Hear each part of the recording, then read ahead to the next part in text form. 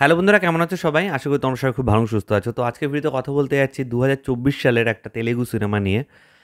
সিনেমাটার নাম হচ্ছে 'ওম ভীম বুশ'। তোমরা নামটা শুনে হয়তো একটু অবাক হয়ে যাচ্ছ। তো এটা অ্যাকচুয়ালি 'ওম ভীম বুশ স্বাহা' এরকম করে না? তো মানে ব্ল্যাক ম্যাজিকে ইউজ করে, মন্ত্রপাঠে ইউজ করে অনেকে। দেন এটার যে মানে গল্পটা, সেই গল্পটা আমি দেখো থাম্বনেইলেও লিখেছি, অনেকটা 'ভুলভুলাইয়া 3'র সাথে ম্যাচ করে। আম মানে একটা বেসিক জায়গা, সেটা তো খুব ভালোভাবেই ম্যাচ করে। যেখানে মানে টুইস্টটা যখন আসে, রিভিলেশনটা যখন আসে, সেটা আর বেশি ডিটেলসে বলছি না। যদি কেউ না দেখে থাকো তো তাদের ক্ষেত্রে স্পয়লার দেওয়া হয়ে যাবে। আশা করছি অনেকে গেস করতে পারছে। তো ২০২৪ সালের সিনেমা, সেরকম একটা হাইপ এই সিনেমাটার ছিল না।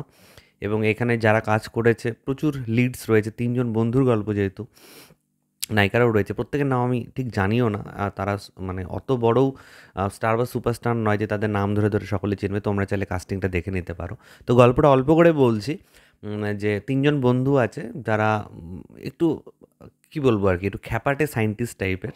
আ তো তাদের মধ্যে কেউ আছে ধরো মাটির নিচে কোথাও গুপ্তধন আছে কিনা সেটা সে ট্র্যাক করতে পারে। কেউ আছে ভূতের সাথে কথা বলতে পারে। কেউ আছে একটু ভূত-টুত এইসব নিয়ে ম্যাজিক করতে ভালোবাসে।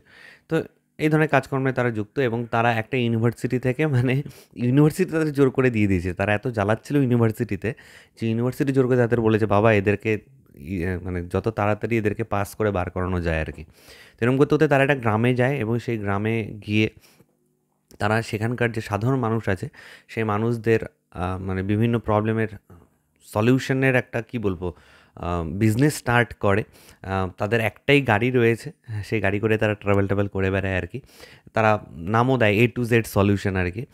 বিগ ব্যাং ব্রোস নাম, এবং এ টু জেড সলিউশন, মানে সমস্ত প্রবলেমের সলিউশন তাদের কাছে আছে।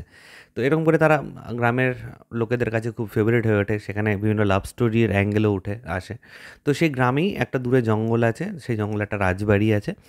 সেই বাড়িতে নাকি একটা ভূত আছে, একটা আত্মা আছে, মেয়ে আত্মা, মেয়ে ভূতের আত্মা। তো সেই আত্মাটাকে এবার আম মানে করতে হবে।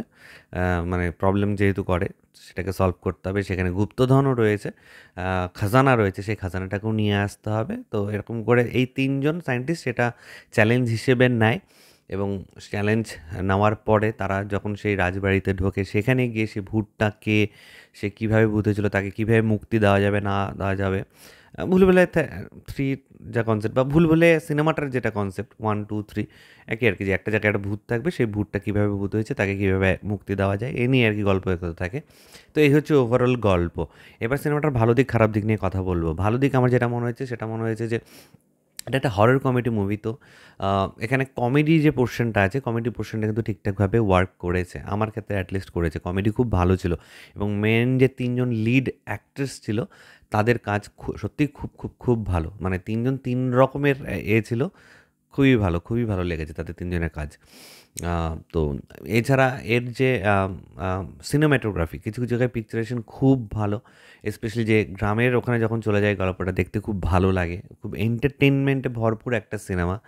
আম এছাড়া ব্যাকগ্রাউন্ড স্কোর-টোর যা ছিল, মোটামুটি ওভারঅল একটা ঠিকঠাক মানে প্রিমিয়ামনেসের ফিলই দিচ্ছিল সিনেমাটা।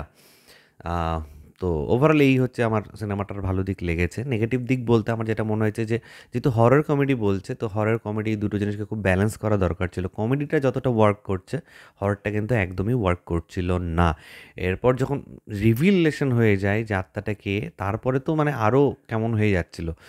মানে কোনো কিছুই ওয়ার্ক করছিল না সেই জায়গাটায়, হররের জায়গাটা। তারপরে আবার একটু কমেডি দিয়ে ঢোকানো হয়েছে, সেই জায়গাটা আবার ওয়ার্ক করছিল। তো হরর পার্টটা খুবই বাজেভাবে ট্রিট করা হয়েছে, ট্যাকেল করা হয়েছে। তো আমার মনে হচ্ছে সেই জায়গায় আরেকটু কেয়ারফুল হলে আরও ভালো হতো। এবং আমি যেহেতু হিন্দি ডাবিংয়ে দেখেছি, ডাবিংয়ের ক্ষেত্রেও আমার একটা কমপ্লেন আছে। Dubbing is not at all up to the mark. Specially সংসগুলো তো হরিবেল। মানে ভূতের সিনে যত না ভয় লাগছিল, গানগুলো শুনে তার থেকে বেশি ভয় লাগছিল। স্টিল প্লটটার জন্য এবং হরর কমেডি দেখতে যারা ভালোবাসে, তাদের জন্য আমি বলব যে অবশ্যই এই সিনেমাটা একবার দেখো তোমরা। ওটিটিতে চলে এসছে 'ওম ভীম বুশ' সিনেমাটার নাম। তো একবার দেখো। সময় নষ্ট হবে না। মানে যেহেতু থরলি এন্টারটেনমেন্ট আছে। হিন্দি ডাবিংটা বাজের জন্য হয়তো কারো একটু ইরিটেশন লাগতে পারে। Otherwise one time okay decent watch একটা মুভি। তো এটাই তোমার সাথে শেয়ার করা ছিল। আউট অফ 5 স্টার আমি এটাকে 2.5 স্টার দিচ্ছি।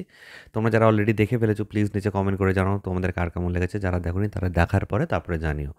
তো আপাতত এইটুকুনি ছিল এই ভিডিওতে। ভিডিওটা ভালো লাগলে লাইক কমেন্ট শেয়ার করতে একদম ভুলবে না। চ্যানেলটাকে যারা প্রথমবার দেখছো, নিচে যে রেড সাবস্ক্রাইব বাটনটা আছে সেখানে ক্লিক করে নাও, পাশে একটা বেল আইকন আছে সেখানে ক্লিক করে অল অপশনে ক্লিক করে নাও। ঠিক আছে বন্ধুরা, ভালো থেকো সবাই, সাবধানে থেকো সবাই, love you all, take care.